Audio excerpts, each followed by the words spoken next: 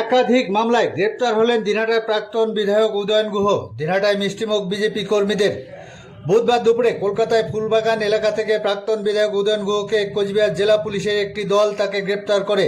আর এই খবর দিনহাটায় এসে পৌঁছতেই বিজয় উল্লাসের পাশাপাশি মিষ্টি বিতরণ করেন বিজেপি কর্মী সমর্থকরা। এ নিয়ে বিধায়ক অজয় রায় কি বললেন শুনুন। করা উচিত ছিল ওনাকে, কারণ ওনার নামে অনেক মামলা আছে। উনি রতন ভবনের খুনে যেমন এক নম্বর আসনে আছেন, পঞ্চ শহীদের নাম আছে ওনার। উনি বীজ কেলেঙ্কারি করেছেন, উনি আবাস যোজনায় দুর্নীতি করেছেন, উনি চাইল্ড কেয়ার নামে দুর্নীতি করেছেন।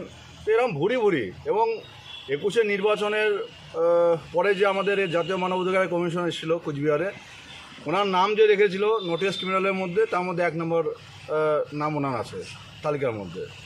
তো এরপরে অনেক আপনারা দেখেছেন যে ওপেন স্টেজে বিভিন্ন ধরনের উনি খুব মন্তব্য করতেন। তো অনেক আগে গ্রেপ্তার করা হচ্ছিল, আর উনি ভেবেছিলেন যে ভোটের পরে ভেঙে গিয়েছিলেন, ভাবছেন যে এখানে এইভাবে বেঁচে যাবে। আইন সবার জন্য এটা পরিষ্কার। এতদিন আইন যেমন ব্যবস্থা নেয়নি ও সেই বিগত সরকারের আমলে, কিন্তু এখন নতুন সরকার এসছে, উনি যা যা ক্রাইম করেছেন, যা যা অন্যায় করেছেন, সব ওনার বিরুদ্ধে সব কিছুর বিরুদ্ধে ব্যবস্থা গ্রহণ হয়ে যাবে। যেটা শোনা যাচ্ছে আগামীকাল থেকে দিনহাটায় নিয়ে আসবে পুলিশ।